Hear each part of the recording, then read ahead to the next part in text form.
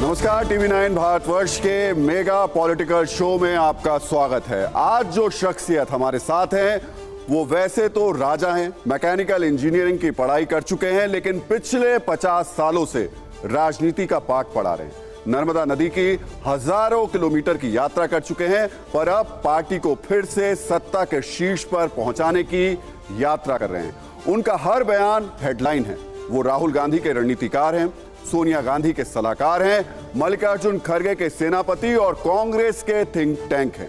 तो स्वागत कीजिए राघवगढ़ के सियासत के राजा, कांग्रेस के मुकद्दर के सिकंदर, मध्य प्रदेश के पूर्व मुख्यमंत्री, राज्यसभा सांसद दिग्विजय सिंह उर्फ दिग्गी राजा टीवी 9 भारतवर्ष के स्टूडियो में देश के 5 बड़े संपादकों और जनता के सवालों का जवाब देने के लिए आ रहे हैं।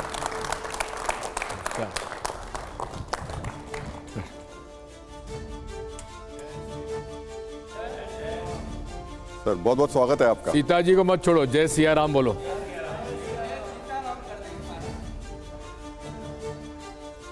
तो आपने बात जय सिया राम से की है, तो मुझे लगता है कि सवाल भी उसी से शुरू होने चाहिए। करिए। 22 तारीख को राम मंदिर की प्राण प्रतिष्ठा है। आप और आपकी पार्टी के बड़े नेता क्यों नहीं जा रहे? बात यह है कि आपने, मैं समझता हूं ये प्रश्न किसी और राजनीतिक दल से बात नहीं की है। शायद आपने हमारे शंकराचार्य जी से कोई बात इस बारे में नहीं की कि वो क्यों नहीं जा रहे हैं। हमारे लिए भगवान राम एक आस्था के रूप है, ईश्वर के अवतार है। इसलिए हमें उनके मंदिर में जाने में कोई एतराज थोड़ी होगा। मेरे खुद के निवास में राम जी का मंदिर है। मैं उस प्रांत से आता हूं जहां ओरछा में राम जी विराजते हैं। तो इसलिए भगवान राम कोई एक विशेष वर्ग के नहीं हो गए हैं, वो सबके हैं, हम सबके हैं। जहां तक राम मंदिर का जो 22 जनवरी का आयोजन है, उसको एक राजनीतिक स्वरूप दे दिया गया है। अब उसमें कई प्रश्न उपस्थित हुए हैं। जोशीमठ के शंकराचार्य जी कह रहे हैं कि पूरी ये जो प्रक्रिया है, प्राण प्रतिष्ठा की एक वैदिक परंपरा है, धर्मशास्त्र के अनुसार उसकी वैदिक परंपरा है। मंदिर निर्माण पूरा होने के बाद ही प्राण प्रतिष्ठा होनी चाहिए। अब दूसरा प्रश्न होता है कि ऐसी जल्दी क्या थी, पूरा करने देते। भगवान राम का जन्मदिन रामनवमी अप्रैल के आसपास आता है, तभी आप कर लेते। ये आनन फानन करने की आवश्यकता क्या थी? उसका केवल एक ही उत्तर है कि ये पूरा जो आयोजन है धार्मिक कम है, राजनीतिक ज़्यादा है। और उसीलिए उन्होंने लोकसभा चुनाव के पहले उसे एक राजनीतिक मुद्दा बनाने का उन्होंने प्रयास रहा है। इसलिए जहाँ वैदिक परंपरा और शास्त्र की बात आ जाती है, उसमें हम लोग, मैं खुद स्वर्गीय स्वरूपानंद जी महाराज शंकराचार्य जी का शिष्य रहा हूँ। आज से 40 साल पहले मैंने उनसे दीक्षा ली हुई है। और ये मेरे गुरु भाई हैं जो स्वामी मुक्तेश्वरानंद जी हैं। जब उन्होंने बड़े एक मौलिक प्रश्न उपस्थित कर दिए और उसके उत्तर में चंपत राय जी ने उसे बता दिया कि भाई ये तो रामानंदी संप्रदाय का है, तो भाई रामानंदी संप्रदाय का तो आप क्या कर रहे हैं? आप रामानंदी संप्रदाय के हैं क्या? दूसरा प्रश्न यह है कि वहां पर कई सदियों से निर्मोही अखाड़ा पूजा का काम देखता था, उन्हीं के माध्यम से सब होता था। उनको अलग कर दिया गया और उनके स्थान पर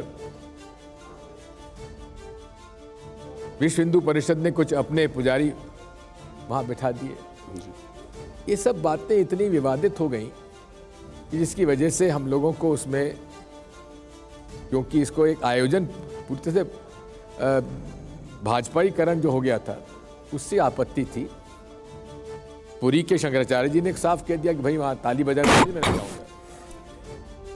दूसरी बात यह है कि हमारे इंडिया अलायंस के जितने भी घटक दल हैं सबने मना कर दिया।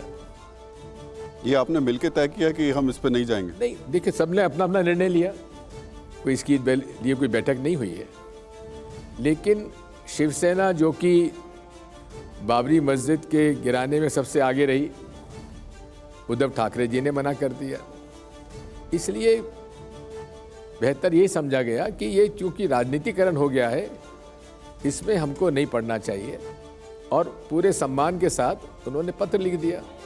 अब ये बात थोड़ी ना कि हम इसको मंदिर में जाएंगे नहीं। मैं अयोध्या में जब भी गया हूँ, कनक का मंदिर है, कनक राम जी का, उसमें मेरा सवाल आपसे यही है। कनक भवन का मंदिर है, हमारे उड़ीसा महाराज का बनाया हुआ है। जी जी। अब कनक भवन के मंदिर में मैं दर्शन करने जा चुका हूँ। मैं तब भी गया हूँ जबकि रामलला की छोटी सी मूर्ति जो थी बाबरी मस्जिद गिरने के पहले जा चुका हूँ। तो हम लोग जाते हैं, सरयू जी में स्नान भी करते रहे, कोई बड़ी बात नहीं है। जो हमारे राजा साहब हैं उनकी हवेली में भी गया था, उनसे मिल के आया था मैं। तो इसलिए हमको मंदिर में जाने में कोई एतराज़ थोड़ी ना है। निर्माण पूरा हो जाने दीजिए, दर्शन करके आएंगे। पर आप और उसमें हमने चंदा भी दिया है, और उस समय तत्कालीन मुख्यमंत्री शिवराज सिंह जी ने 1 लाख रुपए दिए थे, मैंने 1,11,000 रुपये चंदे में दिया है। लेकिन हमें आपत्ति इस बात की है कि चंदा देने के बाद उस चंदे के रुपए का दुरुपयोग हुआ, जमीन खरीद में घोटाला हुआ। दिग्विजय जी, मैं आऊंगा आपके पास में। चंपत राय जी, मैं एक एक करके आऊंगा। घोटाला कर दिया, मैं इस पर भी आऊंगा। आज तक क्यों नहीं उत्तर दिया विश्व हिंदू परिषद? मैं इस पर भी आऊंगा आपके पास में, लेकिन एक एक करके सवालों को लेकर चलते हैं। आपने शंकराचार्य की बात की, 2 शंकराचार्य कह रहे हैं कि नहीं ये ठीक नहीं है सही तरीके से, लेकिन 2 शंकराचार्यों की तरफ से ये भी कहा गया कि नहीं ऐसी कोई बात नहीं है। और मैं आपको एक तस्वीर भी दिखा देता हूं, आप अगर आपको लगता है तो। इन 2 शंकराचार्य की तरफ से जो बयान जारी किए गए, उन्होंने, क्योंकि सब जगह ये कहा जा रहा था कि देश के 4 शंकराचार्य इसका विरोध कर रहे हैं, ऐसा है नहीं। हम तथ्यों को एक बार सामने रख देते हैं, आपको दिखा भी देते हैं। एक तो यहाँ पर श्री शारदा पीठम श्रृंगेरी जो शंकराचार्य हैं, उनकी तरफ से कहा गया कि नहीं ऐसा कुछ भी नहीं है, हमारी तरफ से ऐसा कुछ भी विरोध नहीं किया जा रहा है। और एक दूसरा मैं आपको और दिखा देता हूं,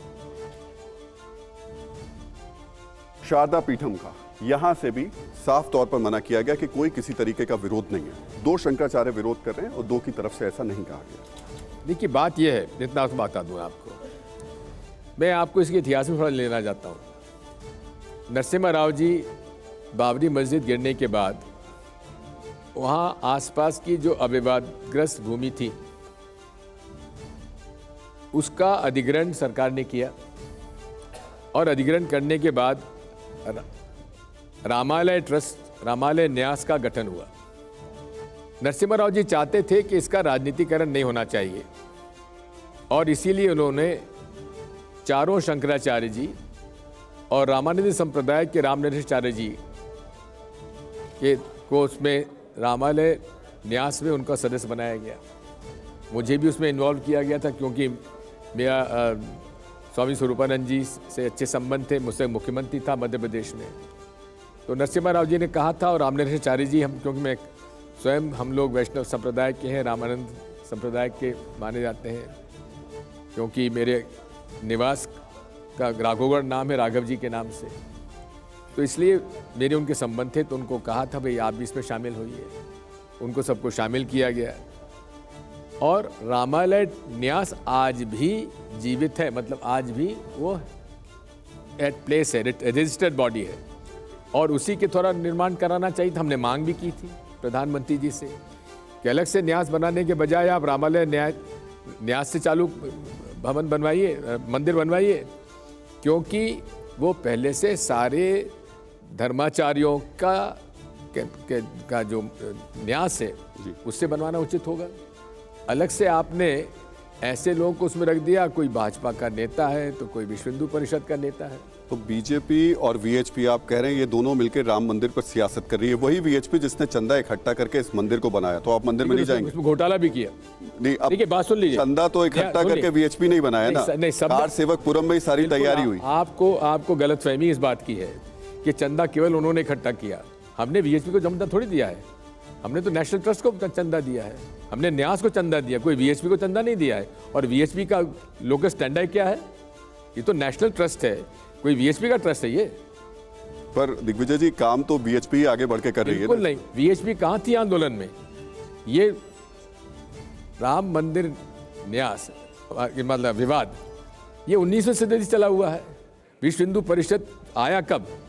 जबकि भारतीय जनता पार्टी 1984-85 के चुनाव में 2 रह गए थे, तब से वीएचपी ने आंदोलन शुरू किया, नहीं तो उसके पहले वीएचपी थी कहाँ पर? 92 का आंदोलन किसका था जी मैंने कहा ना आपको, 85 में चुनाव हारने के बाद भारतीय जनता पार्टी ने विश्व हिंदू परिषद को, क्योंकि एक ही है संगठन के, आरएसएस के सारे संगठन है ये, एक राजनीतिक एक धर्म के नाम पर लोगों को का समर्थन लेते हैं। तो बात ये विश्व हिंदू परिषद का कोई इसके अंदर राम मंदिर के अंदर कोई योगदान नहीं। वो कोर्ट में केस कौन लड़ा? वीएचपी लड़ी। कोर्ट में केस हमारे मेरे गुरु धर्मगुरु स्वामी स्वरूपानंद जी कोर्ट में केस लड़े। मुक्तेश्वरानंद जी ने बयान दिया था कोर्ट में, उन्होंने पैरवी की थी, उनके पैरवी के आधार पर फैसले हुए। तो विश्व हिंदू परिषद तो केवल चंदा उगाकर उसमें चंदे में भ्रष्टाचार करने के अलावा उन्होंने किया क्या है? तो आप ये कह रहे हैं कि आंदोलन कांग्रेस का था? मैं किसी का नहीं, आंदोलन जो था राम जी के भक्तों का था। पर कांग्रेस में इसको लेकर के इतना कंफ्यूजन क्यों है दिग्विजय? कोई कंफ्यूजन नहीं है, क्लैरिटी है। कहाँ क्लैरिटी है? आपके बड़े नेता एक चिट्ठी जारी करते हैं, सोनिया गांधी जी की तरफ से चिट्ठी जारी होती है, वो नहीं जा रहे हैं, लेकिन आप ही के पार्टी के कई नेता कहते हैं कि नहीं जाना चाहिए। बताइए। विक्रमादित्य हैं, वो कह रहे हैं कि मुझे तो आया, मैं तो जाऊंगा। अर्जुन मोढवाडिया ने ट्वीट करके बोला उनको जाना चाहिए, उनको जाए ना। प्रमोद कृष्णन ने बाकायदा अयोध्या पहुंचकर ये बात कही। बात ये है, ऐसा है। मैं एक छोटी सी बाइट आपको सुनवा के फिर रिएक्शन लेता हूँ। सुन लीजिए। पहली बात तो आप वकालत जो कर रहे हैं उसके लिए थोड़ा सा मुझे कहना था कि आपको वकालत करने की जरूरत नहीं है। मैं तो आपसे इतना कह रहा हूँ कि ये पूरा जो आंदोलन है ये विश्व हिंदू परिषद का नहीं रहा है। ये इतना मैं कहूँगा कि गोरखनाथ मठ का ये आंदोलन से संलग्न वो लोग रहे हैं, इसलिए मैं आदित्यनाथ तो इस बात को कह सकते हैं, लेकिन वीएचपी इस बात को नहीं कह सकते कि उनका आंदोलन था। मैं आपको एक बाइट सुनवा देता हूँ जो कि आप ही की परिवार की तरफ से आज ही आई है सुनने को लेकर के। तो कह रहे हैं कि लिखा हो कहा होगा लक्ष्मण सिंह जी ने। जी, एक बार मैं सुनवा देता हूँ, फिर उस पर आपके पास रिएक्शन के लिए आता हूँ। इससे कौन सा आपको राजनीतिक लाभ होगा? नुकसान ही नुकसान होना है। तो मैं इससे सहमत नहीं हूँ, कोई कार्यकर्ता भी सहमत नहीं है, कोई नहीं सहमत है। तो मैं तो खूब जाऊँगा, 22 के बाद जाऊँगा और हर साल जाऊँगा। कांग्रेस की मती तो नहीं मारी गई है, कुछ लोग जो सलाह दे रहे हैं उनकी मती जरूर मारी गई है। दिग्विजय जी, ठीक है, मेरे भाई कोई पहली बार ऐसा बयान नहीं दे रहे हैं, और हमारे भाइयों बहनों में या क्या चर्चा में बात आती है उसका राजनीतिकरण मैं नहीं करना चाहता। ये उनका मत तो उन्होंने मत दे दिया। हम लोग पार्टी के आधार पर अपना मत नहीं बना रहे हैं। ये मेरा निजी मत है कि हम लोग भगवान राम के दर्शन और मंदिर जाने में हमें कोई ऐतराज़ नहीं है, हम तो जाना चाहते हैं, लेकिन आप निर्माण तो पूरा कर लीजिए। जल्दबाजी क्यों कर रहे हैं, इसमें राजनीति क्यों कर रहे हैं? हमें आपत्ति इस बात की है।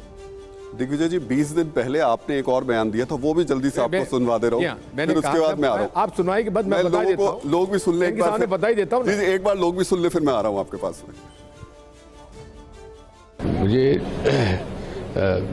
पूरा भरोसा है कि हम लोग इसको ये तो कोई किसी पार्टी का ट्रस्ट तो है नहीं, इसमें हमें जाने में क्या आपत्ति है। और सोनिया जी तो बहुत पॉजिटिव इस मामले में, निमंत्रण मिला है, या तो वो जाएंगी या डेलीगेशन हमारा जाएगा।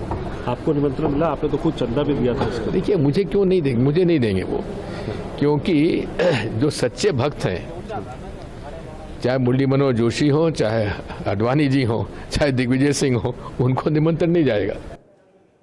अब ये प्रश्न आपने क्या आडवाणी जी से पूछा, आप क्यों नहीं जा रहे हैं? नहीं, अभी तो आपसे मुरली मनोहर जोशी जी से आपने नहीं पूछा, वो क्यों नहीं जा रहे हैं? अभी तो आपसे पूछ रहे हैं कि आपने 20 दिन पहले ये बात कही और फिर अचानक ये। अचानक नहीं, मैंने क्या कहा था कि राष्ट्रीय ट्रस्ट है, लेकिन राष्ट्रीय ट्रस्ट को उन्होंने आयोजन पूरा वीएचपी, भाजपा और मोदी जी का बना दिया, हमको इसकी आपत्ति है। और दूसरा, मुझे इसकी जानकारी नहीं थी कि जिस मंदिर का निर्माण ही, मैं तो समझता था निर्माण पूरा हो गया होगा, इसलिए मैं कह रहा था अब निर्माण ही पूरा नहीं हुआ और जो धर्मशास्त्र के आधार पर विधि है किसी भी मंदिर के प्राण प्रतिष्ठा की, उसकी विधि के बारे में जब मुझे जानकारी मिली, हमारे धर्मगुरु ने बताया, हमारे गुरु भाई ने बताया कि उचित नहीं है, तो हमने कहा ठीक है, बिल्कुल नहीं जाना चाहिए। जब निर्माण पूरा हो जाएगा दर्शन करने जाएंगे। लेकिन दो बड़ी इंपॉर्टेंट चीज़ें हैं। जब ये ताला खुला तब आपकी सरकार थी, जब बाबरी मस्जिद गिरी तब आपकी सरकार थी। उसके बावजूद भी उस वक्त भी कन्फ्यूज़न की स्थिति बहुत रही और अभी भी कन्फ्यूज़न की स्थिति। मैं जो कन्फ्यूज़न शब्द का इस्तेमाल कर रहा हूँ सिर्फ इस वजह से कर रहा हूँ, उस समय मूर्ति रखने को लेकर के भी कन्फ्यूज़न हुआ था कि मूर्ति रखी जानी चाहिए या नहीं रखी जानी चाहिए। इसको लेकर भी कांग्रेस में विरोध था या मतभेद थे या दो गुट थे, दो धड़े थे। और आज भी हमें ये देखने को मिल रहा है, कुछ लोग कह रहे हैं कि राम मंदिर जाना चाहिए, कुछ लोग कह रहे हैं कि नहीं जाना चाहिए। बिल्कुल कन्फ्यूजन नहीं है। आप इसका इतिहास देख लीजिए। ये मूर्ति कैसे रखी गई उसका एक अपना अलग इतिहास है। आंदोलन तो उसके पहले से चल रहा है, 19वीं सदी का चला हो रहा है। और ये आंदोलन किसी, तब तो आरएसएस का जन्म भी नहीं हुआ था, वीएचपी का जन्म नहीं हुआ था, भाजपा का जन्म तो सवाल ही नहीं उठता उस समय का। तो उस समय से वहाँ के इस बारे में विवाद चलता रहा है, नंबर एक। नंबर दो, जो विवादग्रस्त जगह पर ताला लगा वो उस समय लगा जबकि मूर्ति रख दी गई, कोर्ट का आदेश था, चलता रहा। और जब ताला खुला तो कोर्ट के आदेश से खुला, कोई कांग्रेस पार्टी ने नहीं खुलवाया। नहीं, अब मैं यहीं आपसे मैं थोड़ा सा इत्तेफाक आप कुछ भी कहें, लेकिन फैक्ट ये है मैं थोड़ा सा आपको इस पर बता देता हूं। कोर्ट में सुनवाई चल रही थी। कोर्ट में हर साल सरकार की तरफ से कहा जाता था कि लॉ एंड ऑर्डर की समस्या है, इस वजह से ताला नहीं खुल पाएगा। जिस साल सरकार की तरफ से, यानी आपकी सरकार की तरफ से कोर्ट में ये कहा गया कि ताला खोल दीजिए, हमें कोई दिक्कत नहीं है, लॉ एंड ऑर्डर की कोई दिक्कत नहीं होगी, तब कोर्ट ने यह फैसला सुनाया। मैंने कहा कोर्ट का ही फैसला हुआ ना, लेकिन आपकी सरकार ने ये बता दिया था कि हमारे को दिक्कत नहीं है। मैं आपसे वो बात नहीं कर रहा, उसके बावजूद भी कोर्ट तो मना कर सकता था। पर आपकी सरकार के कहने पे बात वही है कि कोर्ट का फैसला था, कोई पार्टी का सरकार का फैसला नहीं था। एक दूसरा, जो शिलान्यास की बात थी, शिलान्यास कोई विवादित भूमि में नहीं हुआ था, जो गैर विवादित भूमि थी उसके अंदर हुआ था, उसमें किसको आपत्ति नहीं थी। दिग्विजय जी, मंदिर की बातें तो काफ़ी हो गई, मैं थोड़ा सा उसको विस्तारित करना चाहता हूँ कि सारे पिछले कई महीनों से, सालों से भी दिख रहा है कि कांग्रेस पार्टी आप जैसे वरिष्ठ और बहुत सारे वरिष्ठ लोगों के, अनुभवी लोगों के रहने के बावजूद हिंदू धर्म के बारे में, हिंदुत्व के बारे में, राम के बारे में, राम मंदिर के बारे में कोई एक वैकल्पिक, समानांतर और मजबूत आख्यान अभी तक नहीं तय कर पाई है। कभी वो इस ओर जाती है, कभी वो इस ओर जाती है, कभी वो सौम्य हिंदुत्व जिसको हम कहते हैं उधर जाती है, तो जनेऊ पहनना दिखाकर मंदिर जाकर हम धार्मिक हैं, हम भी धार्मिक हैं, ये दिखाने की कोशिश होती है। लेकिन अंततः बीजेपी की एक बी टीम की तरह ही वो उभर पाती है।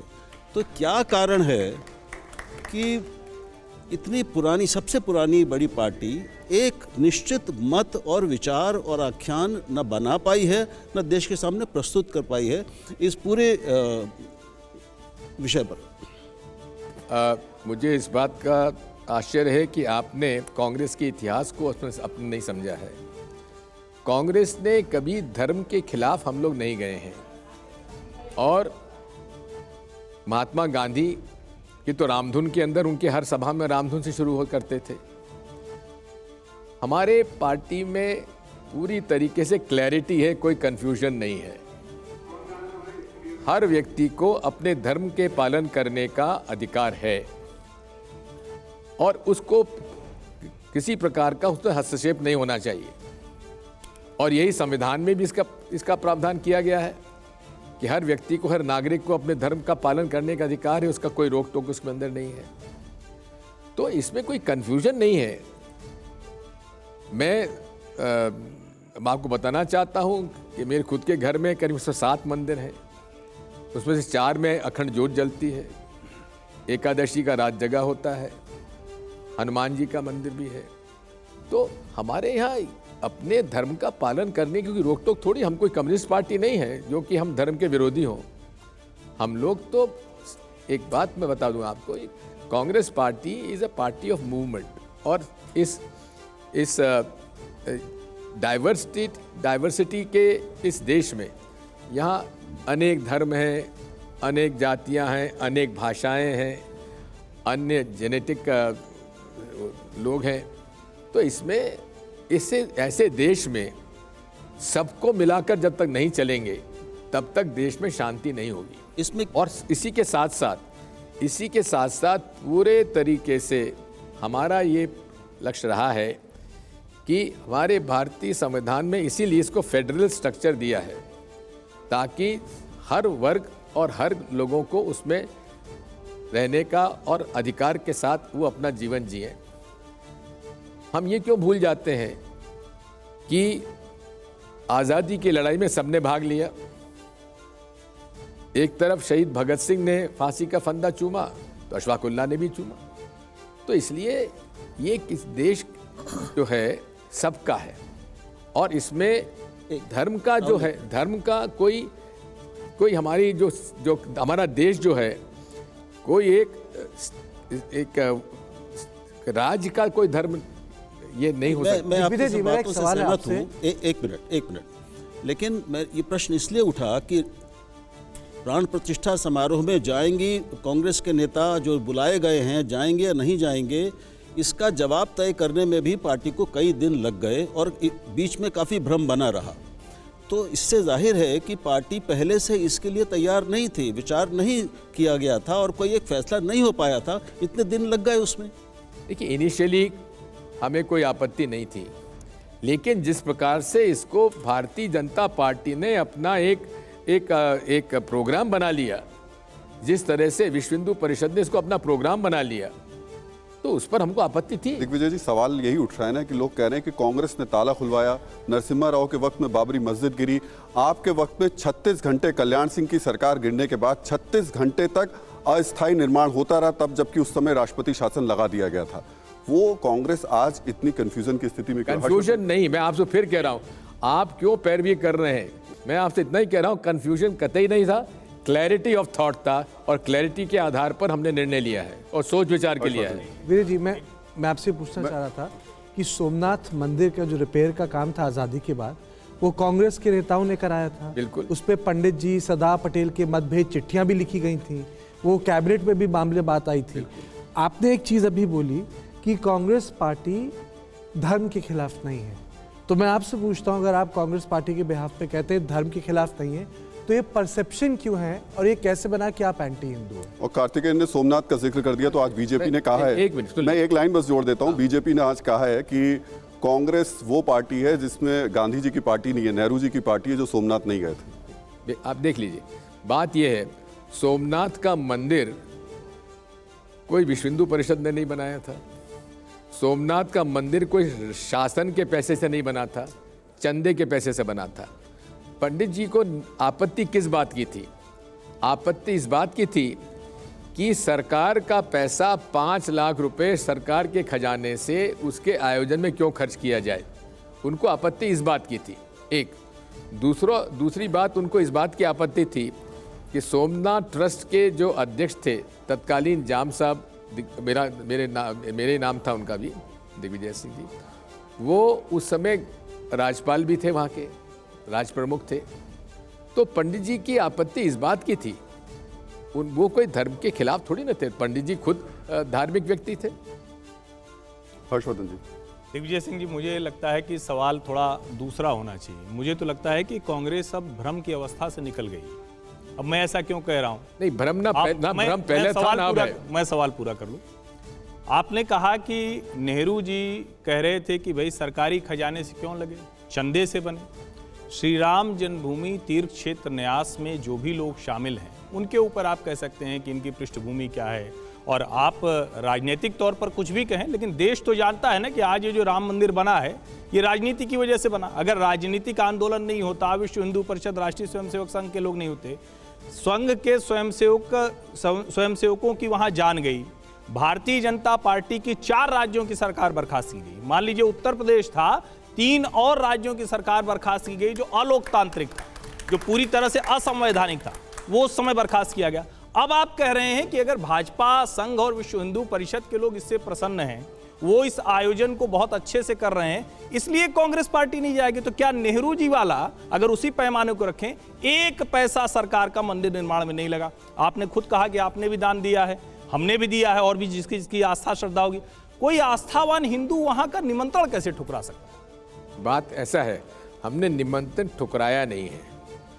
हमने ये कहा है कि आपका निमंत्रण भेजा, बहुत बहुत धन्यवाद, लेकिन चूंकि आपने इसका राजनीतिकरण कर दिया है इसलिए हमें आपत्ति है। हम दर्शन करने जाएंगे, दर्शन में हमने कहाँ मना किया है, लेकिन ये कहना कि इस आयोजन में आप शामिल हो जाइए, जिस आयोजन में आप रोड शो हो रहा है नरेंद्र मोदी जी का, विश्व हिंदू परिषद के लोग वहाँ बैठकर हमारे सैकड़ों वर्ष सदियों की जो व्यवस्था है उसको वो तोड़ रहे हैं।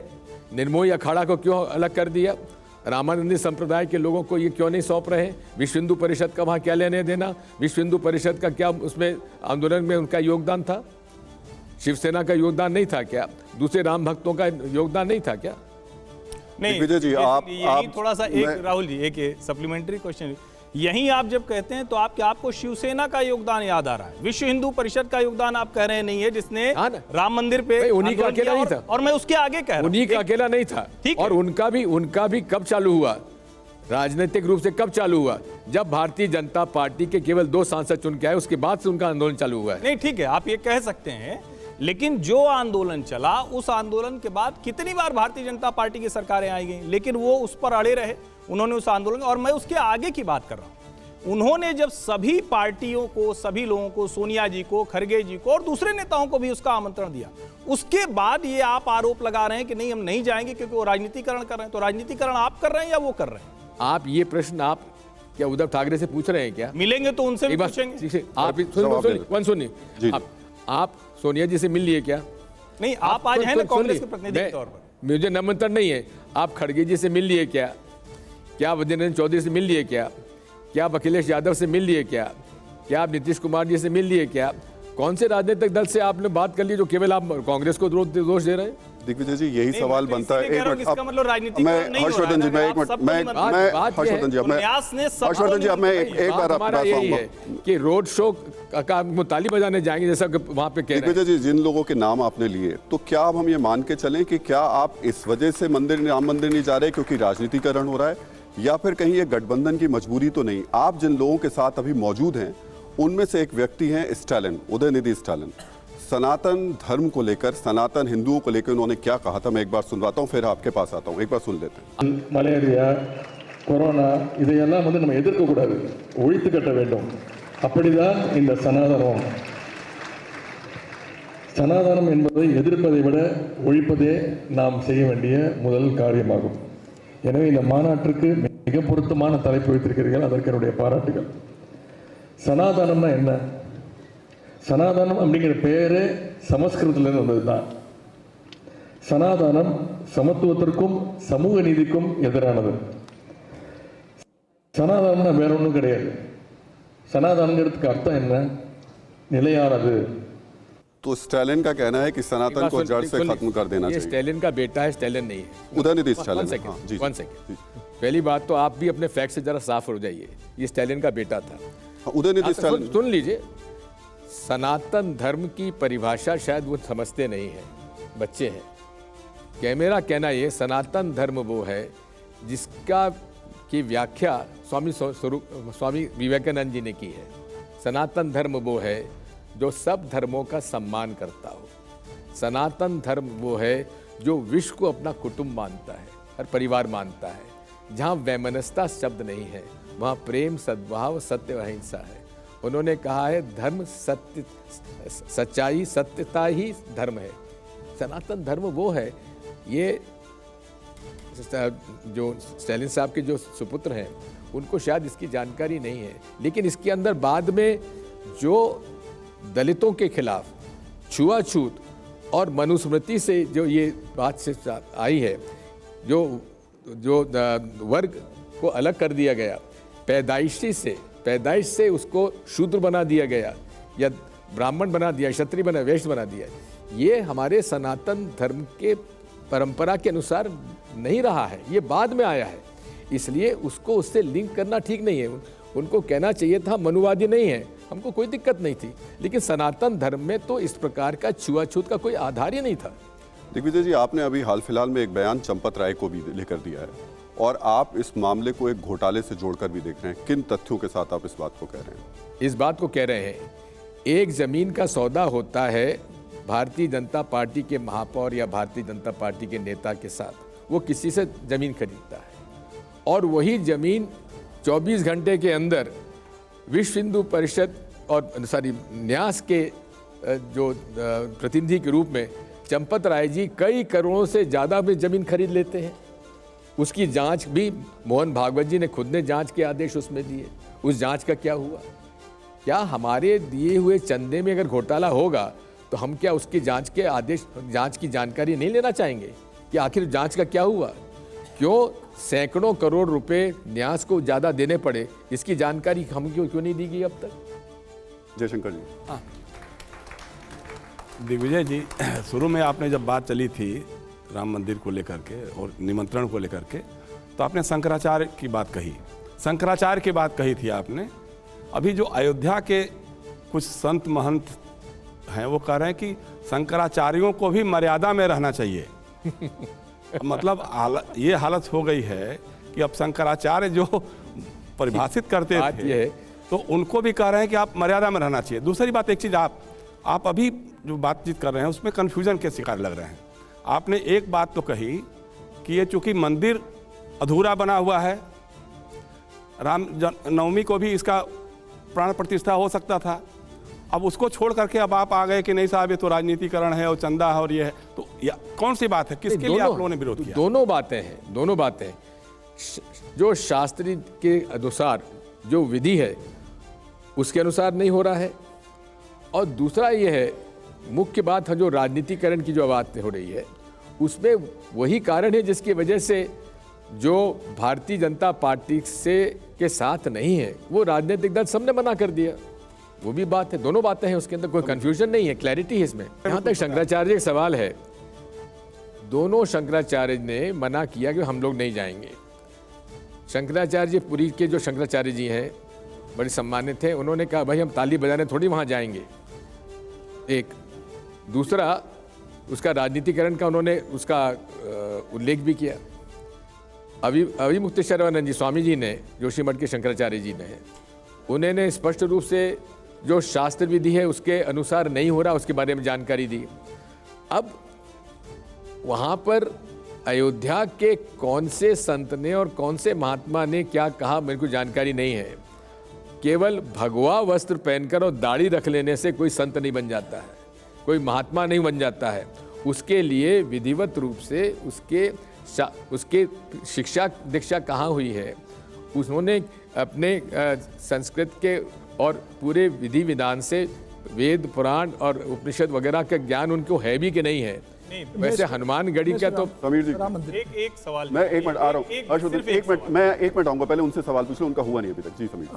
दिग्विजय सिंह, मैं आपको जानना चाहता हूं कि कांग्रेस ने राम मंदिर जाने का प्रस्ताव ठुकरा दिया सोनिया ने, क्या इसके पीछे एक कारण है कि तेलंगाना में आपकी सरकार बन गई है, आपको ये लगता है कि तेलंगाना में आपको मुस्लिम वोट बैंक मिला होगा, कर्नाटका में आपके मुस्लिम वोट मिला होगा, और दूसरा मेरा सुन लीजिए, केरल में आपका मुस्लिम यूनियन से गठबंधन है वहाँ पर, तो क्या केरल में राहुल गांधी वायनाड से चुनाव लड़ते हैं, लोकसभा जीतते हैं, तो अगर राम मंदिर में जाएंगे तो मुसलमान वोट नाराज होंगे, तो क्या इसके पीछे आपकी रणनीति है? आपको बड़ी गलतफहमी है तुष्टीकरण के बारे में जो आप बात करते हैं, कोई इसमें तुष्टीकरण नहीं है। आजकल तो मोदी जी पे भी आरोप लगता है कि वो भी तुष्टीकरण कर रहे हैं मुसलमानों का। भारत में मुसलमान की टोपी पहनने में उनको एतराज़ होता है, लेकिन जब इस्लामिक कंट्रीज में जाते हैं तो वहाँ मस्जिद भी चले जाते हैं और टोपी भी पहन लेते हैं। तो बात यह है कि इसका हिंदू मुसलमानों की पॉलिटिक्स जो है डिवाइसिव पॉलिटिक्स है, बांटने वाली पॉलिटिक्स, वो है। और ये शुरू से भारतीय जनता पार्टी आरएसएस के रूप में आरएसएस शुरू से करती रही है।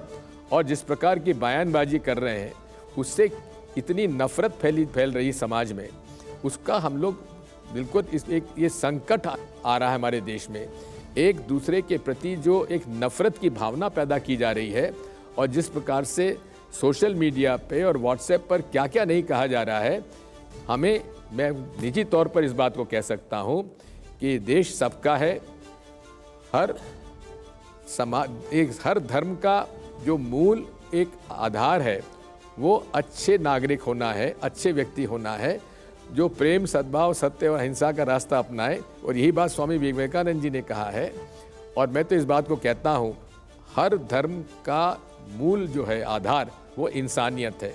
कैसे अच्छे इंसान बनो, ये सभी धर्म कहते हैं, इसमें कहीं विवाद होना ही नहीं चाहिए। सर, रैपिड फायर एक हमारा जो राउंड होता है उसकी तरफ हम लोग आगे बढ़ेंगे, लेकिन एक सवाल मेरा अधूरा रह गया था। मैं आऊंगा आपके पास में, क्योंकि मैं कार्तिकेय आऊंगा, मेरे पास वक्त की थोड़ी सी कमी है। धार्मिक है, आप धार्मिक हैं, आप भगवान में विश्वास करते हैं, तो मैं एक सवाल ये पूछना चाहता हूँ, अगर भगवान राम की प्राण प्रतिष्ठा का मामला है तो इससे क्या फर्क पड़ता है कि वो प्राण प्रतिष्ठा कौन ऑर्गेनाइज करा रहा है? बात वही है, ये क्या आवश्यकता थी कि इस तरह से रोड शो प्रधानमंत्री करेंगे, वहाँ पर सब तरीके से वहाँ पर जाएंगे और उस तरह से प्रचारित करेंगे, और भारतीय जनता पार्टी के चुनाव चिन्ह के कमल को लेकर दुनिया भर की बात होगी। ये तो पॉलिटिकल है, ये तो पॉलिटिकल कर दिया गया। भव्य राम मंदिर बनना ज्यादा भव्य, देखिए भव्य मंदिर बने, बड़ा कार्यक्रम, हर्षवर्धन जी जवाब ले लेते हैं। हर्षवर्धन जी जवाब ले लेते हैं। भव्य मंदिर बनने में हमें कहाँ एतराज है? बनाइए ना, लेकिन पूरा तो करिए। आप पूरा कर लीजिए, हम जाने के लिए तैयार है। अब मैं चलते चलते मैं रैपिड फायर की तरफ जा रहा हूँ। दिग्विजय जी, उसमें आपके पास में ये एक बोर्ड है, आप पहले भी ये जानते हैं, अगर आप इससे सहमत है येस और नो, लेकिन चलते चलते एक सवाल जरूर पूछता चलूंगा। आपने इस चैलेंज को लेकर के बहुत क्लैरिटी की, आपने साफ तौर पर कहा कि उनको नहीं पता था, और ये अच्छी बात है, क्लैरिटी कर दी गई आपकी तरफ से। उदयनिधि स्टालिन का जो स्टेटमेंट था, लेकिन स्वामी प्रसाद मौर्य कहते हैं कि कार सेवकों के ऊपर जो गोली चलाई गई थी वो सही था। क्या आप इसको सही मानते हैं, इस बयान को? देखिए, नहीं, मैं इस स्टेटमेंट वैसे ही पूछ रहा हूं आपसे कि क्या आप मानते हैं कि ये बयान सही था? एक बात सुन लीजिए, कार सेवकों के ऊपर जब गोली चली तो वो कौन के आदेश से चली? कोई उस वहाँ के जो प्रशासन को अधिकार होता है गोली चलाने का अधिकार, आप भी जानते हैं, तो किसी राजनीतिक व्यक्ति के आदेश पर गोली नहीं चली। वहाँ का जो प्रशासकीय तंत्र था उसके लॉ एंड ऑर्डर सिचुएशन को लेकर गोली चलाई होगी। इसमें किसी राजनीतिक व्यक्ति के ऊपर आरोप नहीं लगाया जा सकता। मतलब आप कह रहे हैं कि मुलायम सिंह यादव को इसका जिम्मेदार नहीं कहा जा सकता? मैं तो कह रहा हूं कि जहां भी पुलिस फायरिंग हुई है या केन चार्ज होता है या अश्रु गैस फेंके जाते हैं, तो ये प्रशासनिक अधिकारी वहां की न्याय व्यवस्था को कायम रखने के लिए चलाता है। सर, रैपिड फायर जो हम लोगों का होता है उसको शुरुआत कर देते हैं, एक बार एक एक करके आपसे सवाल पूछना, और उसमें यस और नो है। पहला सवाल आपसे, राम मंदिर बनने से हिंदुओं का गौरव बढ़ा है, ये बात सही है? हाँ, यस और नो? यस। थोड़ा जोरदार तालियों के साथ में। दूसरा सवाल, साल 2024 में मल्लिकार्जुन खड़गे प्रधानमंत्री बनेंगे? बहुमत आने पर। आए तो वही बनेंगे? बहुमत आने पर तय होगा। यस या नो? आप मेरी बात सुनिए, आप पास भी कर सकते हैं। बात यह है, ये एक हाइपोथेटिकल क्वेश्चन है, क्योंकि 2004 में भी आप देख लीजिए, डॉक्टर मनमोहन सिंह जी कोई डिक्लेयर्ड पीएम कैंडिडेट नहीं थे। हमारा बहुमत बना, डॉक्टर मनमोहन सिंह जी प्रधानमंत्री बने। तो अगर इंडिया अलायंस को अगर बहुमत मिलता है तो इंडिया अलायंस तय करेगा। ममता बनर्जी ने नाम रखा था खड़गे साहब का। देखिए, मैं आपसे जो कह रहा हूं, ये कोई रैपिड फायर हाँ का ना की बात नहीं है। जी जी, ठीक है। तीसरा, बाबा बागेश्वर से आप अपनी पर्ची निकलवाना चाहते हैं? मैं ऐसा है, बागेश्वर, बाबा बागेश्वर जो है नौजवान है, मैं भी उनसे मुलाकात कर चुका हूँ। उनकी एक कथा में मैं गया था छतरपुर में, तो ये मैं पर्ची वर्ची के अंदर विश्वास करता नहीं हूँ, ना मुझे ना पर्ची में विश्वास है, ना मुझे एस्ट्रोलॉजी में विश्वास है। ये सब जो है आजकल दुकानें चल रही हैं, चलने दीजिए। वो आपका जवाब लेकिन यस और नो से ही होगा दिग्विजय जी, वो आपको बताना जरूर उससे पड़ेगा। यस या नो से ही आपको जवाब देना पड़ेगा। देखिए ऐसी चीज, ऐसा आप प्रश्न पूछेंगे इसका यस और नो जवाब ही नहीं है। अगला सवाल, कश्मीर की समस्या के लिए नेहरू जी जिम्मेदार हैं।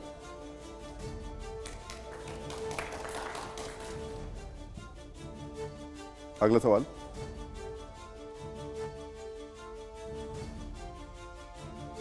मोहन भागवत से मिलकर विवादों को आप दूर करना चाहेंगे? यदि वो चाहें तो यस या नो तो आप बता दीजिए। अगर आप यदि वो चाहें तो हाँ, ये कहकर अगर आप यस बता देंगे तो ऐसा है, यदि वो चाहें तो बिल्कुल मैं मिलने तैयार हूं। वो कौन ये है, मुलाकात तो दो व्यक्ति भी होगी कि अकेले में होगी? आप मुझसे यस कहलवा देंगे और वो मुझे मना कर देंगे तो फिर क्या होगा? चलिए मैं जरूर आपके पास ये पूछूंगा कि मुद्दे कौन से, लेकिन अगला सवाल हम देख लेते हैं एक बार। धारा 370 हटने के बाद कश्मीर शांत हो गया।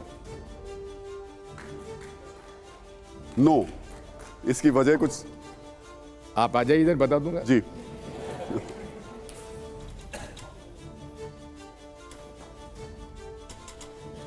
आपने धारा 370 को स्टडी किया है जी। धारा 370 लगभग समाप्त हो चुकी थी। 90% से ज्यादा अधिकार जो 370 में थे वो धीरे धीरे समाप्त हो गए थे। धारा 370 जो था वो उस समय इसलिए लगाया गया था, पर एक उदाहरण मैं आपको दे देता हूँ।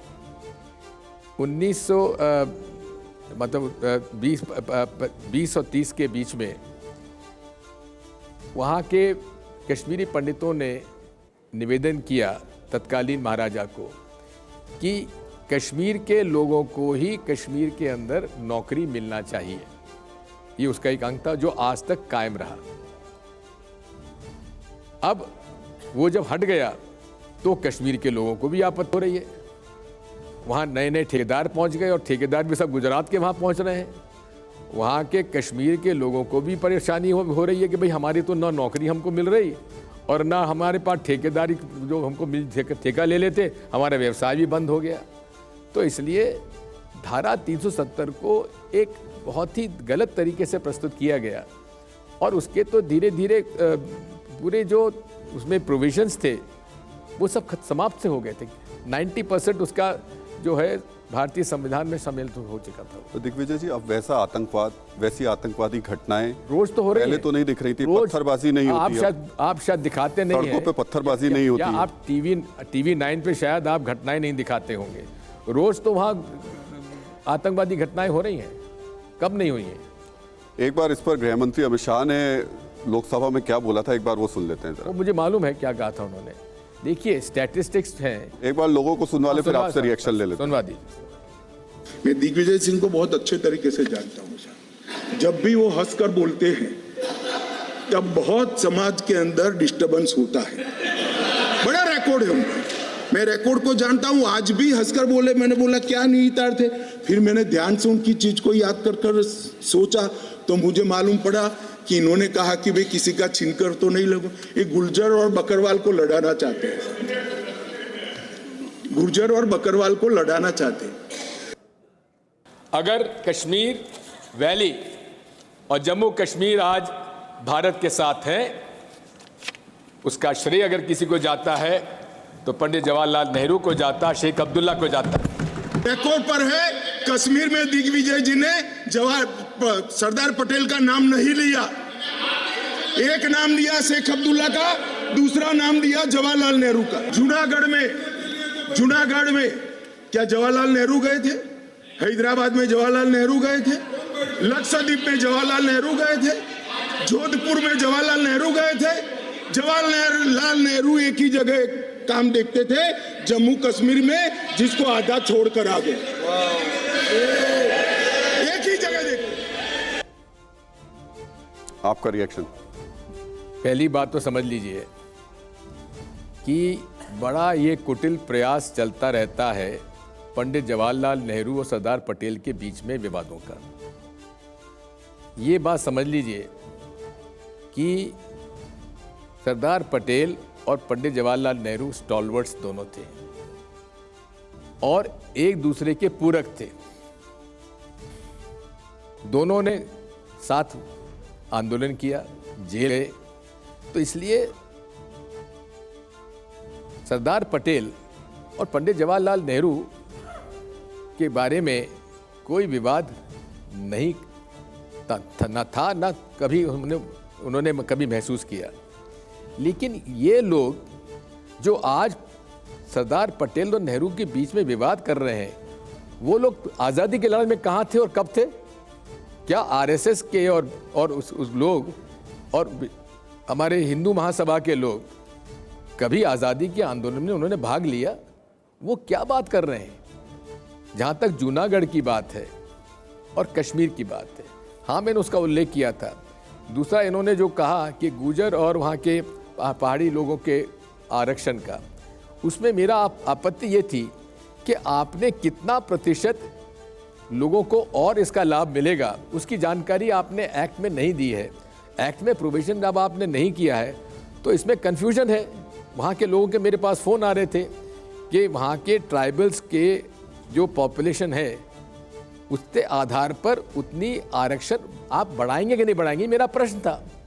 तो अमित शाह जी को और कुछ नहीं मिला तो उन्होंने कह दिया दिग्विजय सिंह विवाद खड़ा करते हैं। अरे विवाद का आप अगर कानून में विवाद रखेंगे, अगर एम्बिग्युइटी रखेंगे कानून में, तो हमारा प्रश्न पूछने का अधिकार बनता। हमने पूछा था।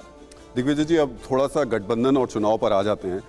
इंडिया गठबंधन के बाद में आ रहा हूं आपके पास में। इंडिया गठबंधन के बाद में पहले चुनाव हुए 5 राज्यों में और उसमें से 3 राज्यों में कांग्रेस को हार का सामना करना पड़ा। मध्य प्रदेश, जिसके लिए आप भी कह रहे थे, कांग्रेस कह रही थी, बीजेपी के कई नेता दबी जुबान में कह रहे थे कि ये हमारे हाथ से निकल गया, उसके बावजूद वो आपके पास नहीं आ पाया। इसकी वजह क्या है? देखिए, बात यह है, मैं 2003 से ईवीएम के खिलाफ हूं, क्योंकि बटन दबाओ पता नहीं पड़ता कि वोट कहाँ गया। ये बात मैं शुरू से कहता रहा हूं कि मैं ईवीएम के पक्ष में नहीं रहा हूं। मैं नतीजों में बात छोड़ दीजिए, कौन जीता कौन हारा मैं इस झगड़े में नहीं पड़ना चाहता। मूल बात यह है, हर व्यक्ति का ये अधिकार है कि मैं जहां वोट देना चाहता हूं वहां वोट जाना चाहिए, और उसके लिए ये मेरा अधिकार है कि मेरा वोट सही रजिस्टर हो और उसकी गिनती होना चाहिए। ये मेरा मौलिक अधिकार, कॉन्स्टिट्यूशनल राइट है, संवैधानिक राइट है, और पीपल्स रिप्रेजेंटेशन एक्ट में भी मेरा ये राइट है। आज पूरे विश्व में केवल 5 देश ऐसे हैं जहां ईवीएम की मशीन से वोट लिए जा रहे हैं। हम लोग अपने देश को मदर ऑफ डेमोक्रेसी कहते हैं, और मदर ऑफ डेमोक्रेसी के अंदर आज लोगों के मन में एक अविश्वास पैदा धीरे धीरे होता चला जा रहा है। मुझे तो 2003 से भरोसा इस पर नहीं था कि, और हमारा तो केवल इतना सा है कि ठीक है, आप कोई बैलेट पेपर से नहीं कराना चाहते हैं, ईवीएम से कराना चाहते हैं, तो ये आपको ईवीएम प्रेम है, हमें उसमें आपत्ति नहीं है। लेकिन वीवीपैट स्लिप का हमें दर्शन कराने के बजाय जो प्रिंट होता है वो हमारे हाथ में दे दीजिए, हम उसको देख लें और उसको मोड़कर हम डब्बे में डाल दें, हमें भरोसा हो जाएगा। आज हमें भरोसे नहीं होता, हम बटन दबा रहे हैं, वोट कहाँ जा रहा है। इसलिए हम चाहते हैं कि इस बारे में माननीय चुनाव आयोग और सुप्रीम कोर्ट को इस पर पुनर्विचार करना चाहिए। अब इलेक्शन कमीशन का भी नज़रिया आप देख लीजिए। हम लोग उनसे समय, मिलने का समय मांग रहे हैं, मिलने का समय नहीं देते हैं। और एक बात समझ लीजिए, विश्व में कोई मशीन ऐसी नहीं है जिसमें चिप लगा हो जो कि हैक ना हो सके। सब लोग इस बात को जिसमें सॉफ्टवेयर डला है वो आपकी का आदेश नहीं मानेगा, वो सॉफ्टवेयर का आदेश मानेगा। और सॉफ्टवेयर का अगर आपको आदेश मानेगा तो हमारा ये हक बनता है, तो भाई मशीन में कौन सा आपने सॉफ्टवेयर डाला हुआ जो हमको बता दो। ऑस्ट्रेलिया में ईवीएम से चुनाव होता है, लेकिन वहाँ का सोर्स कोड और सॉफ्टवेयर पब्लिक डोमेन में है, उसको बताने में आपको क्या ऐतराज है? विक्रांत, जी एक बड़ा सवाल ये है कि जिस तरीके से राहुल गांधी भारत जोड़ो यात्रा के बाद भारत जोड़ो न्याय यात्रा कर रहे हैं, आपकी पिछली यात्रा में बड़ी भूमिका रही, लेकिन जो आपके सहयोगी दल है इंडिया गठबंधन के, उनका ये कहना था कि ये जो वक्त है, ये चुनावी वक्त है, चुनावी साल है, 2024 की लड़ाई है, 2 चुनाव आप लोग हार चुके हैं लगातार। ऐसे में ऐसे वक्त में भारत जोड़ो यात्रा की बजाय अगर चुनाव पर ध्यान देते राहुल गांधी तो ठीक रहता। बात यही है, चुनाव प्रचार क्या होता है विक्रांत जी? जनसंपर्कित होता है, जनता के बीच में जाके अपनी बात कहना, अपनी बात का लोगों को विश्वास दिलाना, समझाना, यही तो कैंपेन होता है। तो इसको आप कैंपेन क्यों नहीं मानते? कार्तिक, पार्टी कह रही है कि राजनीतिक यात्रा नहीं है ये, और आप कह रहे हैं कि कैंपेन है ये। बात यह है, राजनीतिक यात्रा, इसको चुनाव से संबंधित चुनाव यात्रा मत समझिए। आज जो समाज में आर्थिक विषमता बढ़ रही है, गरीब गरीब होता जा रहा है, अमीर अमीर होता जा रहा है, और जो बचत हर परिवार के बजट में जो बचत होना चाहिए वो धीरे धीरे कम होती जा रही है, क्योंकि खर्चा बढ़ता जा रहा है, बच्चों की फीस बढ़ रही है, कीमतें बढ़ रही हैं, डीजल पेट्रोल के भाव बढ़ते चले जा रहे हैं, खाने के तेल के भाव बढ़ते जा रहे हैं, आमदनी बढ़ नहीं रही है, खर्चा बढ़ रहा जा रहा है। तो आज इस बात को समझने की आवश्यकता है कि आर्थिक विषमता बढ़ती जा रही है, सामाजिक भेदभाव भी बढ़ते चले जा रहे हैं। रोज हिंदू मुसलमान, हिंदू ईसाई, हिंदू और सिख, जो विवाद बढ़ते जा रहे हैं समाज में, इन समाज में विवाद खत्म हो, ये विषमता दूर हो, इसके लिए प्रयास है। तीसरा यह है कि जिस तरह से विपक्ष के लोगों पर एक ईडी, आईटी, सीबीआई का हथियार चला हुआ है। मोदी जी कहते हैं मेरी गारंटी है मैं भ्रष्टाचार समाप्त करूंगा। अजीत पवार साहब के खिलाफ कहते हैं कि 70,000 करोड़ का इसने भ्रष्टाचार कर दिया, इसको जेल जाना चाहिए। 3 दिन बाद जिसको जेल भेजने वाले थे उसको उप मुख्यमंत्री बना देते हैं भाजपा की सरकार के अंतर्गत। जिनके खिलाफ ईडी का केस चल रहा है वो उनको मुख्यमंत्री बना देते हैं। बात यही है कि राजनीतिक रूप से ईडी, आईटी, सीबीआई का जो एक हथियार के रूप में यूज किया जा रहा है, भ्रष्टाचार कोई समाप्त नहीं हो रहा, भ्रष्टाचार बढ़ता जा रहा है। जितने भी यहाँ लोग हैं इनसे पूछ लीजिए, कोई एक आदमी कह दे कि भ्रष्टाचार समाप्त हुआ तो मुझे बता दें। बात वही है कि इस मामले में आर्थिक, सामाजिक और राजनीतिक रूप से जिस प्रकार से मौजूदा सरकार भेदभाव कर रही है, हमारी आपत्ति उस बात की, उसीलिए न्याय यात्रा निकाली है। सवाल, पिछली बार तो आप खूब चले भारत जोड़ो यात्रा में, चलेंगे इस बार? जी, पिछली बार तो खूब चले आप भारत जोड़ो यात्रा में, वर्कर्स टेंट में ही रहते थे, इस बार वैसे ही करेंगे? मैं उस समय भारत जोड़ो यात्रा के प्रबंधन का मैं अध्यक्ष था, मैं इस बार नहीं हूँ।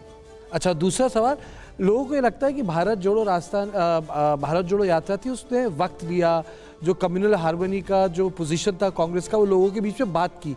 लोगों का मानना है थोड़ा सा रश्ड है भारत जोड़ो न्याय यात्रा, वो चीज़ें आर्टिकुलेट पहले नहीं हुई हैं। आप लोगों का कन्याकुमारी में प्रोग्राम हुआ, श्री पेरुम्बदूर गए, आप लोगों ने रैली की, रुक रुक के आप लोगों ने हर स्टेट्स को क्रॉस किया, ये थोड़ी रश्ड लगती है। रश्ड नहीं है, बात यह है कि ईस्ट टू वेस्ट का जो फासला है, और हमारे उस समय आपको याद होगा भारत जोड़ो यात्रा में क्रिटिसिज्म होता था, दूसरे अक्सर हमारे राज्य में आप नहीं आए, झारखंड वाले, छत्तीसगढ़ वाले, नॉर्थ ईस्ट के लोग, बंगाल के लोग, बिहार के, यूपी के लोगों ने कहा, हमारे यहाँ, गुजरात के लोगों ने कहा, आप हमारे यहाँ क्यों नहीं आए? तो ईस्ट टू वेस्ट यात्रा जो है, उन राज्यों को हमने शामिल किया है जिन राज्यों में हम लोग नहीं जा पाए थे। और उसमें ये भी था, अब एक व्यक्ति को सो आपने 4,000 किलोमीटर पैदल चलवा दिया, अब कहिए 6.5 1000 किलोमीटर और पैदल चलिए। तो अब उसको हाइब्रिड यात्रा रखी है, बस में जाएंगे लेकिन शहरों के अंदर वो पैदल चलेंगे। राहुल जी, कुल मिलाकर जो लड़ाई बनने वाली है 2024 में, उसमें 2 सेनाएं बिल्कुल आमने सामने हैं। एक सेना बीजेपी की जो है वो बहुत सुगठित, संसाधनों से भरपूर, अनुशासित दिखती है, और उसमें कोई भ्रम नहीं है, ना नेता को लेकर, ना चेहरे को लेकर, ना आख्यान को लेकर, ना नीतियों को लेकर। तो संगठन, संसाधन, नेतृत्व और आख्यान, ये चारों उसके पास, पूरे चारों जो हथियार हैं वो, उसमें कोई भ्रम नहीं है किसी को। आपके जो गठबंधन है, इंडिया गठबंधन, इसमें चारों में ही भ्रम है और प्रश्न चिन्ह है। ना तो नेतृत्व स्पष्ट है, संगठन अभी कहीं दिख नहीं रहा है, आपसी तालमेल अभी कितना होगा कि नहीं, ये अभी स्पष्ट नहीं है। कोई एक आख्यान जो आप लोगों को देश के सामने रखेंगे कि हम ऐसा देश बनाना चाहते हैं जो इनके कहने, इनकी नीति के अलग है, उससे बिल्कुल अलग है। तो इन चारों ही जो अस्त्र है चुनाव रण में जीतने के लिए, उन चारों में एक बहुत गहरी अस्पष्टता है। ये कैसे पूरी होगी? राहुल जी, आपको याद होगा 2004 के पहले भी यही प्रश्न आप लोग करते थे कि इधर अटल बिहारी वाजपेयी है, इंडिया शाइनिंग है, और दूसरी तरफ कौन प्रधानमंत्री का कौन फेस है। उस समय भी ऐसी बात होती थी, लेकिन जनता ने हमें बहुमत दिया, अनेक पार्टियों का दल बना, सरकार मतलब गठबंधन बना, और कॉमन मिनिमम प्रोग्राम के आधार पर सरकार चली, 10 साल तक चली, और उसमें हर क्षेत्र में प्रगति हुई, हर क्षेत्र में, इकोनॉमी में, एम्प्लॉयमेंट में, गरीबी मिटाने में, हर क्षेत्र में हुई। और डॉक्टर मनमोहन सिंह जी का चयन सबने मिलकर किया और वे एक सफल प्रधानमंत्री के रूप में उभर कर सामने आए। तो ये politics is an art of the possibilities. संभावनाओं के बीच में पॉलिटिक्स होती है। इन संभावनाओं के बीच में, ठीक है, मोदी जी बड़े जबरदस्त नेता हैं, बड़े आर्टिकुलेट हैं, जुमलाबाजी तो करते हैं लेकिन उसको, झूठ को भी सच में परिवर्तित कर देते हैं। लेकिन बात यह है कि आज देश किस हालात में है। 10 साल उनको होने आए, क्या कालाधन वापस आ गया? क्या कालाधन जिन्होंने विदेश भेज दिया वो लोग आज क्या जेल के सीखचों में है या विदेशों में है? क्या भारत पे कर्जा जो था वो चौगना नहीं हो गया है? क्या नोटबंदी में जो वादे किए थे वो पूरे हुए? क्या हमारे आसपास के देशों के साथ हमारे क्या संबंध हैं? चीन हमारे पर जमीन पे कब्जा कर रखा है। प्रधानमंत्री कहते हैं कि ना कोई आया है ना कोई धरती पे है, जबकि रक्षा मंत्री कहते हैं चीन हमारे जमीन पे आ गया। मेरा प्रश्न कुछ और आर्मी, मैं आपसे वही कह रहा हूँ, आप बात कह रहे हैं क्लैरिटी की, आपने वही कहा है। आपकी आपसी पार्टियां अपने अपने प्रदेशों में अब भी लड़ रही हैं, कल तक लड़ रही थी, और आज जो बयान छपे हैं वो भी बंगाल को अगर आप ले लीजिए। राहुल जी, बात मैं आपकी बात पे मैं एक लाइन जोड़ दे रहा हूँ, ये नेशनल इश्यूज पर हमारी कॉमनलिटी है। दिग्विजय जी, एग्रीमेंट नेशनल इश्यूज पर है, राज्यों के अंदर हम लोग राज्यों के। एक लाइन जोड़ देता हूं मैं। ममता बनर्जी ने कह दिया बंगाल में 2 सीट देंगे, इससे ज्यादा नहीं देंगे। आपकी पंजाब कांग्रेस की यूनिट अड़ी हुई है इस बात को लेकर कि आम आदमी पार्टी के साथ में गठबंधन नहीं करना है हमको। दिल्ली की यूनिट की भी यही स्थिति है। माननीय, मैं उसमें इन्वॉल्व नहीं हूँ, इसलिए मैं उसका कोई उत्तर नहीं दे पाऊंगा, क्योंकि उसमें क्या चर्चा हो रही वो जानकारी नहीं है। दिग्विजय सिंह जी, आपने एक शब्द इस्तेमाल किया, कुटिल प्रयास। वो आपने इस्तेमाल किया था कि सरदार पटेल और पंडित जवाहरलाल नेहरू के बीच में भारतीय जनता पार्टी बिल्कुल है। लेकिन एक आरोप आपके ऊपर भी लगता है जी। कहा जाता है कि आप सिर्फ बयान देते हैं विवाद के लिए, और आपने अभी कहा कि प्रधानमंत्री नरेंद्र मोदी जुमलेबाजी करते हैं, सब झूठ निकल जाता है, झूठ को वो सच कर देते हैं।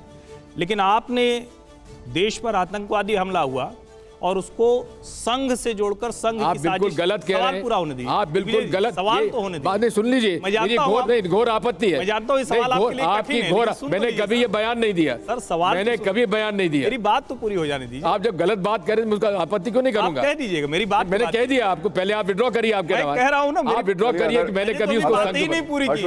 आपने जो आरोप मुझ पर लगाया वो गलत है। मैं कह रहा हूं ना कि आप मेरी बात सुन लीजिए, आप मेरी बात सुन लीजिए। मैंने 26/11 को आरएसएस का उसमें हाथ होना कभी नहीं कहा मैंने। आप मुंबई में 26/11 आरएसएस की साजिश पुस्तक का लोकार्पण आपने किया या नहीं किया? मैंने किया तो उसी मीटिंग में। आप सुनिए, सुन लीजिए, बिल्कुल नहीं कहा मैंने। आप वहां थे नहीं। मैं नहीं, मैं तो खबर के ही जरिए सुन लीजिए, मैंने उसी समय कहा था, सुन लीजिए, मैंने उसी समय कहा था, मैंने उसी कहा था कि मैं इससे सहमत नहीं हूँ। ठीक है, मैं बिल्कुल सहमत नहीं हूँ, उसी समय कहा था मैंने। चलिए, आपने स्पष्टता दी, उसी दिन से स्पष्टता थी। ठीक है, लेकिन मेरी मुसीबत यह है कि आरएसएस का सबसे बड़ा टारगेट दिग्विजय सिंह है, क्योंकि मैं आरएसएस की विचारधारा से सहमत नहीं हूं, इसलिए मेरी ऊपर झूठे आरोप लगाना उनकी आदत में शुमार है। रोज मेरे खिलाफ बयानबाजी, झूठे आरोप लगा देना, मेरे ऊपर लगा देना उनकी आदत में शुमार है। इसलिए मुझे इस बात आप उसमें शामिल हैं, मुझे आपत्ति नहीं है। एक बात अभी आपने कही, आपने कहा प्रधानमंत्री नरेंद्र मोदी बाहर जाते हैं, मस्जिद में जाते हैं और टोपी पहन लेते हैं। प्रधानमंत्री ने टोपी कहां पहनी वो बताइए, जिससे लोगों को पता चले। हम आप ये, क्योंकि ये भी एक ऐसा है ना जो संदेह पैदा करने जैसा, ईवीएम जैसा। हम आपको चित्र दिखा देंगे। नहीं, अभी बता दीजिए ना। मेरे पास चित्र आपने पहले बताया होता। प्रधानमंत्री अगर आपने गंभीर आरोप लगा, अगर आपने पहले बताया होता मैं दिखा देता। आपने कहा ना, हमने थोड़ी ना कहा, आपने कहा कि प्रधानमंत्री ने टोपी पहनी। अगर आप ये प्रश्न पूछने वाले हैं तो मैं अपनी जेब में लेके आता। मैं तो आपके से प्रश्न ले रहा हूं, तो आप ऐसा नहीं बोलना चाहिए जिसका आपके पास तर्क नहीं। तर्क है मेरे पास, सबूत भी है मेरे पास। अगला सवाल। प्रधानमंत्री पर ऐसे आरोप नहीं लगाना। आपको भी आरोप मुझ पर ऐसे नहीं लगाना चाहते। मैंने तो आपको सर तथ्य बताया। हर्षवर्धन जी, ठीक है, कह रहा हूं, समीर जी आगे प्रमाण दे दूंगा आपको। समीर जी आगे। सिंह जी, मेरा आपसे प्रश्न है कि मध्य प्रदेश के अंदर भारतीय जनता पार्टी ने इस बार अपने सांसदों को विधानसभा चुनाव लड़वाया। खबर यह भी आ रही कि राज्यसभा के सांसद भी इस बार चुनाव लड़ सकते हैं। आप 2019 में साध्वी प्रज्ञा की राव लोकसभा चुनाव लड़े थे। क्या अगर मध्य प्रदेश में ज्योतिरादित्य सिंधिया को लोकसभा चुनाव लड़ते हैं तो आप उनके खिलाफ लोकसभा चुनाव लड़ेंगे? देखिए, मैं पार्टी का एक समर्पित कार्यकर्ता हूं, जो आदेश होगा उसका पालन करूंगा। दिग्विजय जी, एक सवाल बड़ा महत्वपूर्ण है। राहुल गांधी की न्याय यात्रा शुरू हो रही है, आप तमाम तैयारी कर रहे हैं। एक लेकिन बड़ा गंभीर सवाल खड़ा हुआ, जो उनकी यात्रा के लिए चंदा इकट्ठा होना था, उसका QR कोड और जो उसकी डोनेशन लिंक थी वही गलत छाप दी गई। अब इसको आप किस तरीके से देख रहे हैं? ये लापरवाही, गलती है, या फिर आप कहेंगे ये कोई साजिश है? नहीं, मुझे जानकारी इसकी नहीं है। चलिए, तो अब फिर से एक बार रैपिड फायर राउंड की तरफ चलते हैं। जो कुछ सवाल हैं, लेकिन इस बार थोड़ा सा अंदाज इनका बदला हुआ होगा।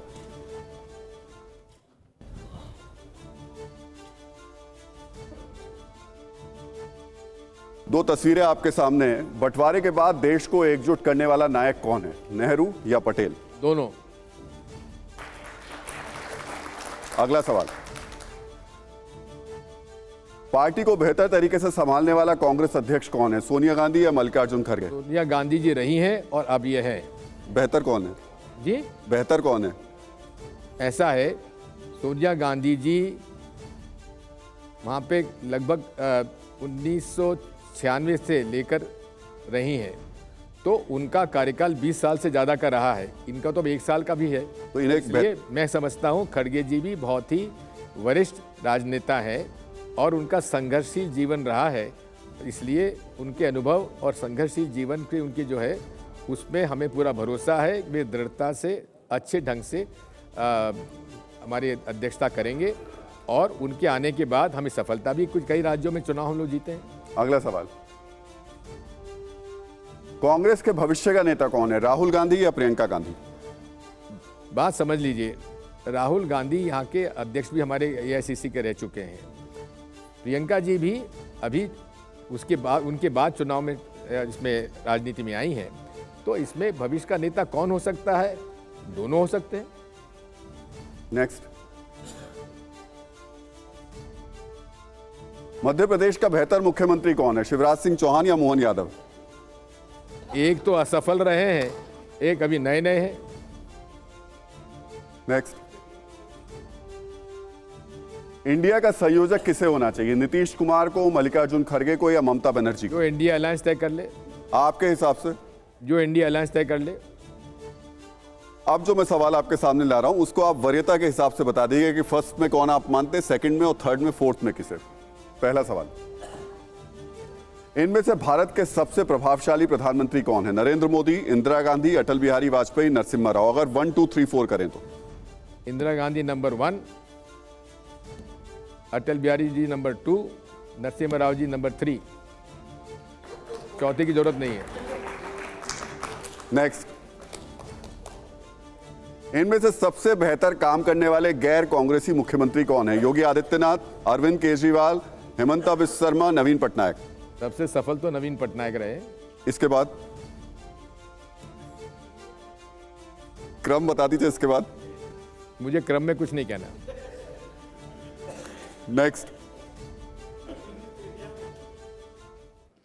कांग्रेस से पीएम पद का उम्मीदवार कौन होना चाहिए? मल्लिकार्जुन खड़गे, राहुल गांधी, प्रियंका गांधी या दिग्विजय सिंह? ये दिग्विजय सिंह का नंबर काट दीजिए। अगला सवाल,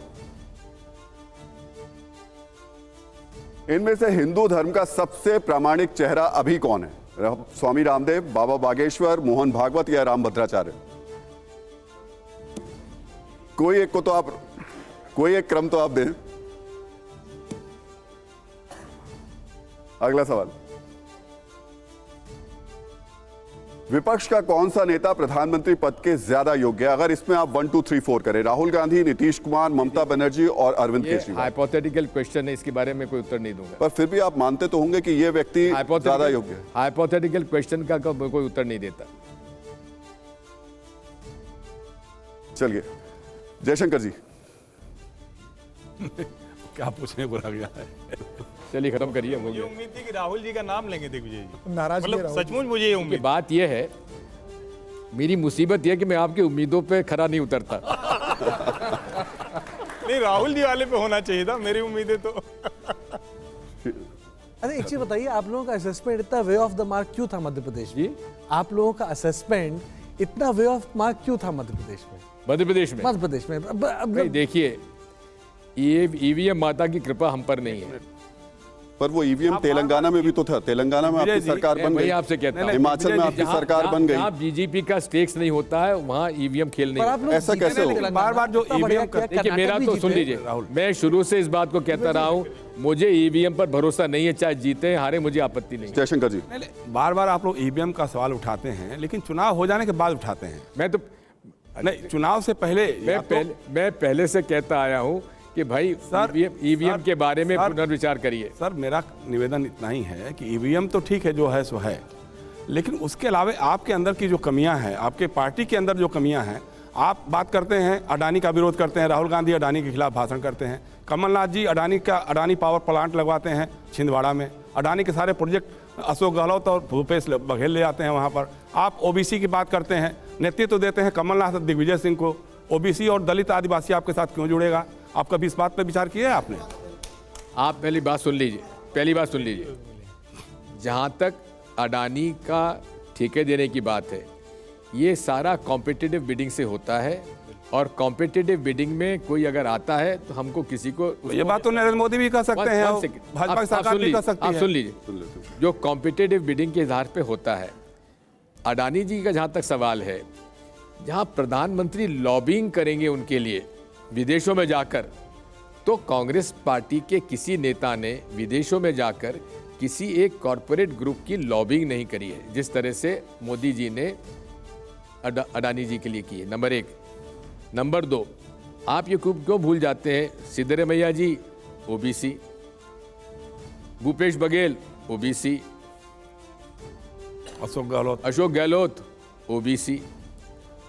तो बात मध्य प्रदेश की हो रही है जी, बात हम मध्य प्रदेश की कर रहे हैं, जहां तक मध्य प्रदेश सवाल है, में भी आप लोगों ने मध्य प्रदेश का सवाल है, जहां तक मध्य प्रदेश सवाल है, हमारा प्रदेश कांग्रेस का अध्यक्ष अभी ओबीसी, विपक्ष का नेता आदिवासी। जब मुख्यमंत्री बनने की बात आती है तो दिग्विजय सिंह कमलनाथ होते हैं। दिग्विजय सिंह रेस में थे ही नहीं। इस बार नहीं, उसके पहले भी जब सुभाष यादव थे तब मुख्यमंत्री आप बने थे, और सुभाष यादव नहीं बने थे। देखिए, जमुना देवी नहीं बनी थी। उस समय वोटिंग से हुआ था और मत गिरे थे, और मतों के आधार पर, मुझे बहुमत के आधार पर श्यामाचरण शुक्ला जी मेरे खिलाफ थे, और श्यामाचरण जी को ज़्यादा मुझे वोट मिले थे, इसलिए मैं मुख्यमंत्री बना था। लेकिन बनते ही मैंने सुभाष यादव जी को मेरा उप मुख्यमंत्री बनाया, जमुना देवी, और उसके बाद जमुना देवी जी को नेक्स्ट राउंड में मैंने बनाया। दिग्विजय जी, अब चलते चलते वक्त प्यारेलाल कंवर जी को बनाया। वक्त समाप्त हो रहा है, लेकिन चलते चलते आखिरी सवाल आपसे यही है कि इस चुनाव में, 2024 के चुनाव में, क्या राम मंदिर सबसे बड़ा मुद्दा आपको दिखाई दे रहा है, और क्या जातिगत जनगणना जैसे मुद्दे आप जो लाने की कोशिश कर रहे हैं वो उसकी काट हो पाएगी? इस देश में 2024 के चुनाव के मुद्दे हैं बेरोजगारी, महंगाई, जिस प्रकार से आर्थिक जो खाई बढ़ती चली जा रही है लोगों में, अमीर गरीब की, जिस तरह से कर्जा बढ़ता जा रहा है देश पर, जिस तरह से काले धन की बढ़ोतरी होती चली जा रही है, बात इन मुद्दों पर होना चाहिए। जहाँ तक राम जी के मंदिर का है, राम जी का मंदिर जो है वो कोई चुनावी मुद्दा होना ही नहीं चाहिए। बस छोटा सा सवाल जल्दी से। दिग्विजय जी, मेरा कहना है, दिग्विजय जी, 3 दिसंबर को आपने तो कहा था ना महाराज दिग्विजय कि आप ना खाऊंगा ना खाने दूंगा। नहीं भाई मैं आ रहा हूं आपके पास में। जी जी। ना खाऊंगा ना खाने दूंगा, खूब खाओ और उसके बाद भाजपा में आ जाओ। सर पूछिए। दिग्विजय 3 दिसंबर, दिग्विजय सिंह जी, दिग्विजय 3 दिसंबर को मध्य प्रदेश का परिणाम आता है। चुनाव में हारने के बाद भी कमलनाथ इस्तीफा नहीं देते, बाद में पार्टी उन्हें जीतू पटवारी को अध्यक्ष बना देती है। मेरा यह कहना है कि अब जीतू पटवारी युवा प्रदेश अध्यक्ष बन गए, तो अब यह क्या माना जाए कि मध्य प्रदेश की राजनीति में कमलनाथ और दिग्विजय सिंह का युग खत्म हो रहा है, अब युवा नेतृत्व मध्य प्रदेश को देखेगा? वो नहीं चाहिए, ये तो प्रकृति का नियम है। मैं 38 साल की उम्र में प्रदेश कांग्रेस का अध्यक्ष बन गया था, 46 साल के अंदर मैं मुख्यमंत्री बन गया था। तो ये तो है ही, अच्छी बात है, नई पीढ़ी को आना चाहिए। और उस समय राजीव गांधी जी ने हम लोगों के जनरेशन में कई लोगों को जो सबसे सफल हुए, राजशेखर रेड्डी हमारे साथ थे, अहमद पटेल हमारे साथ थे, ऑस्कर फर्नांडिस हमारे साथ थे, अशोक गहलोत हमारे साथ थे, भूपेंद्र सिंह हुड्डा हमारे साथ थे। ये 30 साल तक हम लोगों ने कांग्रेस पार्टी के अंदर आगे आने के हम लोग। दिग्विजय जी बहुत बहुत शुक्रिया, बहुत बहुत धन्यवाद TV9 के इस कार्यक्रम में आने के लिए।